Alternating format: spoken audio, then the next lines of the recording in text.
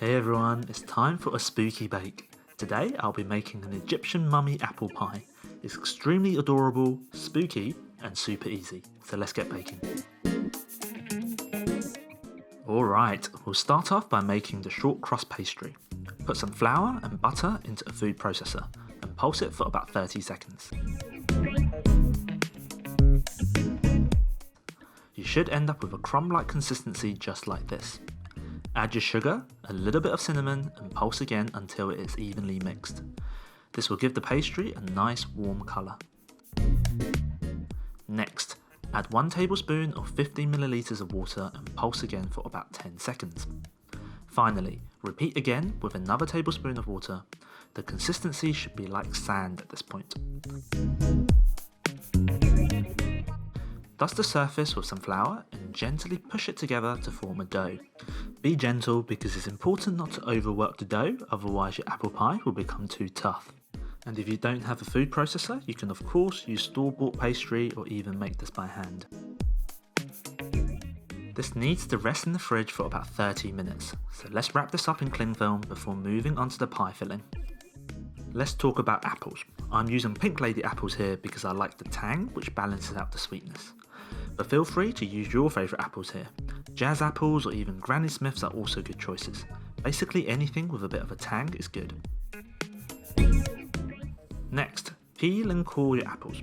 Go slowly because there are a lot of apples and you don't want to cut yourself. Then cut it into 1 centimetre pieces just like this. If you want a bit more of a bite, then you can also chop them up a little bit bigger. Before we cook the apples, I'm also going to mix some water and corn flour together. We'll use this to thicken up the filling later on. In a large pan, melt some butter and cinnamon over a medium heat. Once fully melted, throw in your apples and sugars to cook for about 10 minutes. Make sure you give it a stir once in a while to stop it from burning. At this point, pour in the corn flour mix and stir until it thickens up just like this. Remove from the heat and let's move on to lining our baking tray. Grease the pan with some butter. I'm using a 35 by 10 centimeter tray with a removable bottom. You don't have to go with the exact same thing, but make sure the overall area is about the same. It is time to roll out the dough. Make sure you flour the surface and rolling pin generously. Roll the dough out in both directions into a sheet about half a centimeter thick, and make sure it is long enough to cover the whole tray. To pick up the pastry sheet without breaking it, I'm going to wrap it around my rolling pin. This makes it much easier. Next, gently lower and unroll the dough onto the tray. If it rips a little, that's fine. Just use your finger and push it back together and make sure the pastry hugs the tray properly just like this. Once you're happy with it, take the rolling pin and run it across the top of the tray. This cuts off any excess pastry. That's a neat little trick, don't you think? Time to fill the pie. The key thing here is to make sure the filling is flush against the top of the tray.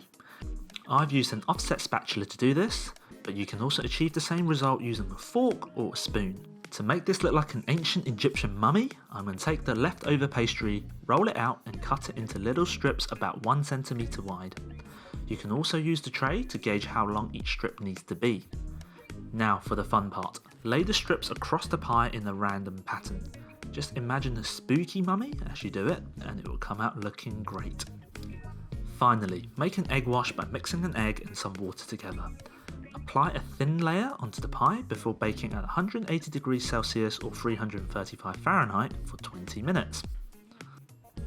So this recipe was inspired by the Every Nook and Cranny food blog.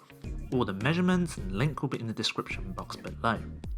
After 20 minutes in the oven, it should look lovely and golden brown.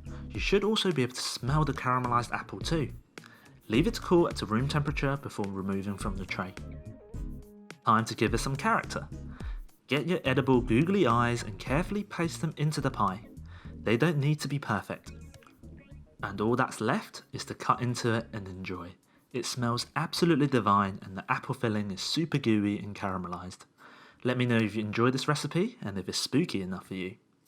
Take care and I'll see you in the next one.